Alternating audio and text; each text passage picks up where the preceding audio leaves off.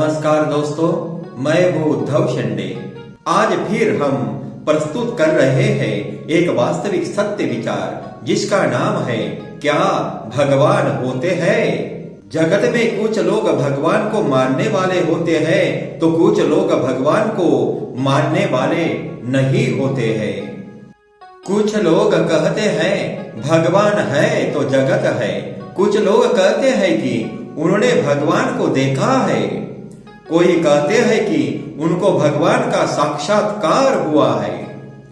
यह सब बातें कितनी सच है कितनी झूठ है, इस पर हम विचार करने वाले हैं। दोस्तों, यह मेरे अपने विचार है।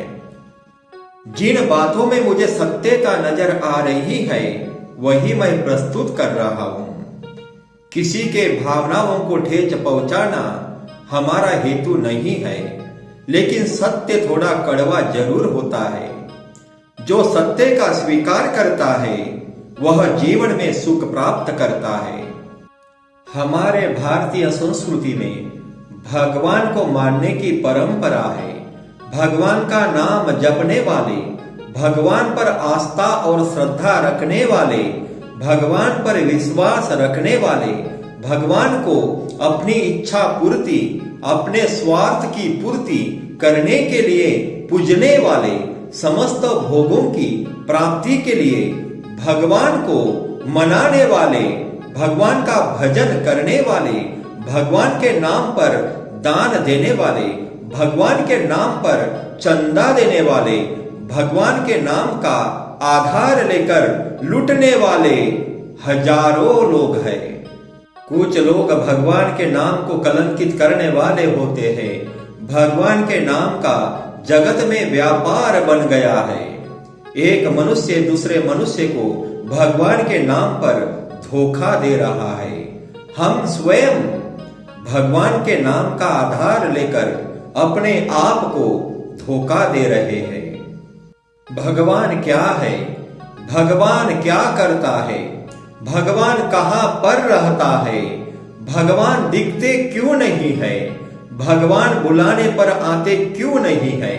क्या वास्तव में भगवान है कि भगवान एक कल्पना मात्र है? भगवान कुछ आसमान से टपकते नहीं है, ना आसमान में उनका डेरा होता है। अंतरिक्ष में कहीं पर भी भगवान की बस्ती नहीं होती है। भगवान तो होता ही नहीं है।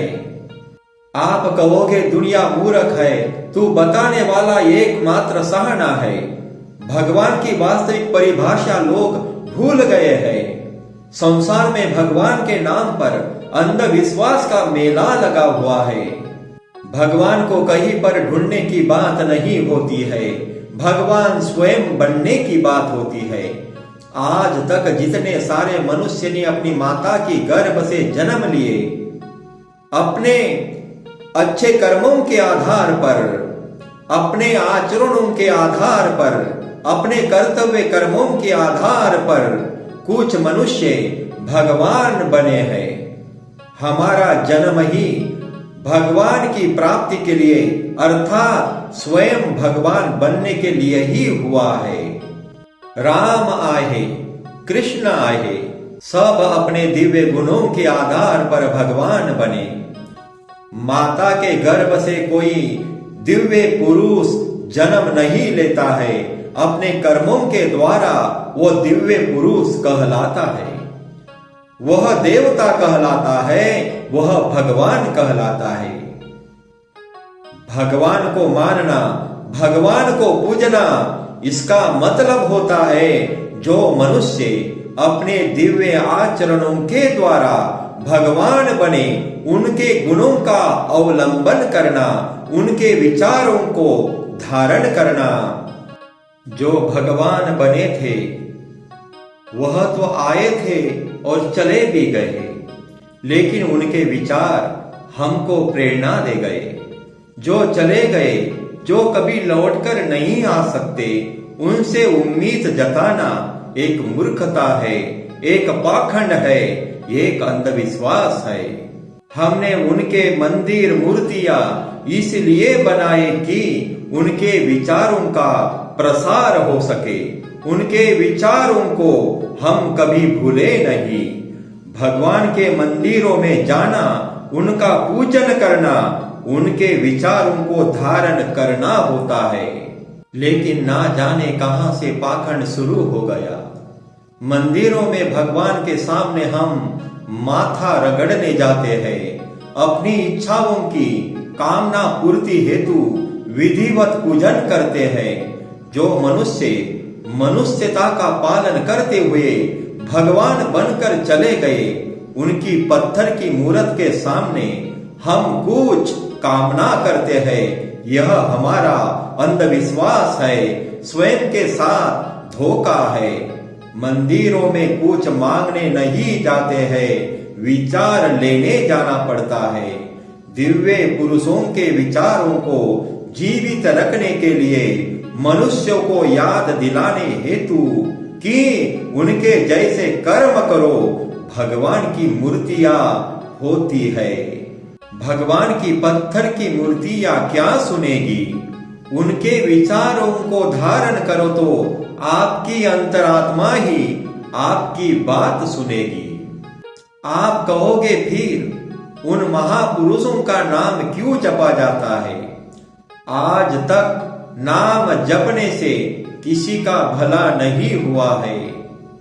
नाम जपने का अर्थ होता है जो भगवान बनकर चले गए, उनके विचारों को धारण करना, उनके कर्तव्य कर्म को याद करते हुए स्वयं के जीवन में उतार कर आगे बढ़ जाना।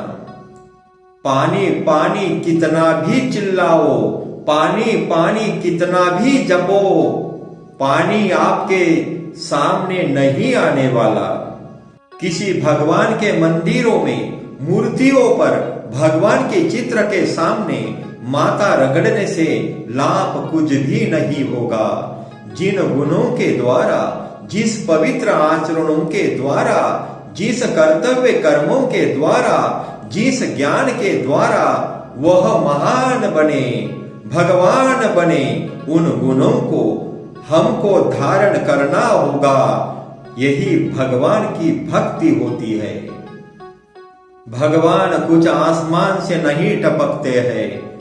उन्होंने भी अपनी माता के गर्भ से जन्म लिए थे। अपने गुणों से ही मनुष्य भगवान कहलाता है। आज तक जितने मनुष्य भगवान बने हैं, उनके आचरणों पर चलकर प्रत्येक मनुष्य ने भगवान बनने का प्रयत्न करना चाहिए। यही भक्ति होती है। आजकल लोग दूसरों से पूजा करवाने हेतु स्वयं को भगवान की उपाधि देते हैं। भगवान गुणों से बनता है। मंदिर और मंदिरों की मूर्तियां हमें यही संदेश देती है कि मनुष्यता धारण करो, अपने गुणों का आचरण करो। कर्मों के आधार पर मनुष्य परमात्मा स्वरूप बन सकता है, तो भगवान क्यों नहीं बन सकता है? अपने मन पर विजय प्राप्त करने वाला भगवान होता है। प्राणी मात्र का कल्याण करने वाला भगवान होता है। दया भाव रखने वाला भगवान होता है। अपने कर्तव्य कर्म को निभाने वाला भगवान होता है। सबको क्षमा करने वाला भगवान होता है। दीन दुखियों की सहायता करने वाला भगवान होता है। ज्ञान का बोध कराने वाला भगवान होता है। प्राणी मात्र की रक्षा करने वाला भगवान होता है। स्वयं सुख और दुखों में समान रहने वाला और दूसरों को आनंद प्रदान करने वाला, खुशियां देने वाला भगवान होता है। भगवान मिल जाने का अर्थ होता है, भगवान का साक्षात्कार होने का अर्थ होता है दिव्य ज्ञान की प्राप्ति हो जाना, आत्मज्ञान की प्राप्ति हो जाना, आत्मज्ञान का मार्ग मिल जाना। प्रत्येक मनुष्य में भग अर्थात गुण संपन्नता निसर्गतः होती है। भग के पीछे वाण लगने से भगवान हो जाता है। तो वान कब लगेगा? जब अच्छे दिव्य गुणों का हम आचरण करेंगे, हम अच्छे कर्मों को करेंगे, अपने कर्तव्य कर्म को निभाएंगे, तो भग के पीछे वान अपने आप लग जाएगा, तो मनुष्य भगवान कहलाएगा।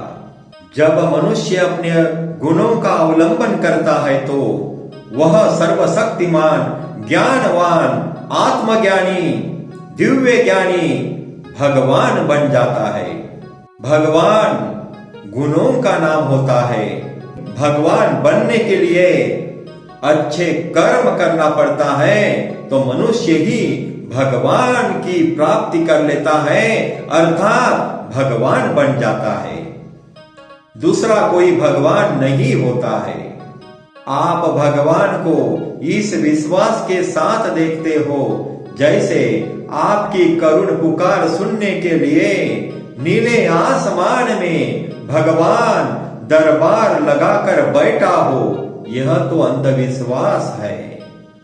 संपूर्ण ब्रह्मांड में कोई भगवान नहीं होता है, कोई भगवान नहीं होता है। प्रकृति और प्राकृतिक शक्ति मात्र होती है, जिसको हम परमात्मा के नाम से जानते हैं। परमात्मा निराकार निर्गुण है, जिसका कोई नाम नहीं होता है। लेकिन जो मनुष्य भगवान बनकर चले गए, उनके नाम से ही हम परमात्मा को याद करते हैं। जब मनुष्य अपने स्वाभाविक गुणों का अवलंबन करता है, तो वह भगवान होता है, वह देवता होता है। जब मनुष्य अपने स्वाभाविक गुणों के विपरीत कार्य करता है, तब वह दानव अर्थात राक्षस कहलाता है। जो मनुष्य दैविक गुणों का आचरण करता है, जिस मनुष्य में प्राकृतिक दैवीय गुण विद्यमान होते हैं, वह भगवान होते हैं। अपने गुणों के आधार पर ही मनुष्य भगवान होता है। भगवान दो शब्दों से बना हुआ है, भग और वान। भग का अर्थ होता है ऐश्वर्य, वीर्यवान अर्थात शक्तिमान, स्मृति, यश, ज्ञानवान और सौम्यता। इन 6 गुणों वाला मनुष्य भगवान होता है। राम कृष्ण भगवान थे, क्योंकि उन्होंने अपने दिव्य गुणों को धारण किया था। उनके पास अपार ज्ञान था। समस्त ब्रह्मांड का ज्ञान रखने वाला भगवान ही होता है। राम कृष्ण मनुष्य जन्म लेकर भगवान बने। प्रत्येक मनुष्य अपने कर्मों से और गुणों से भगवान बन सकता है। भगवान मतलब 100% मनुष्यता धारण करना होता है। दोस्तों, आपके लिए एक सवाल है। आप अपने कर्मों के द्वारा अगर भगवान बन जाते हो, आपका आयुष्य खत्म होने पर आपकी पत्थर के मूर्त के सामने कोई माता रगड़े, तो क्या आप आकर उनकी सहायता करोगे? नहीं, क्योंकि मरे हुए कभी वापस नहीं आते हैं। यही तो भगवान की व्याख्या है। भगवान होते हैं, यह एक मन की कल्पना मात्र है। तो नमस्कार दोस्तों, फिर मिलते हैं अगले नए विचारों के साथ में।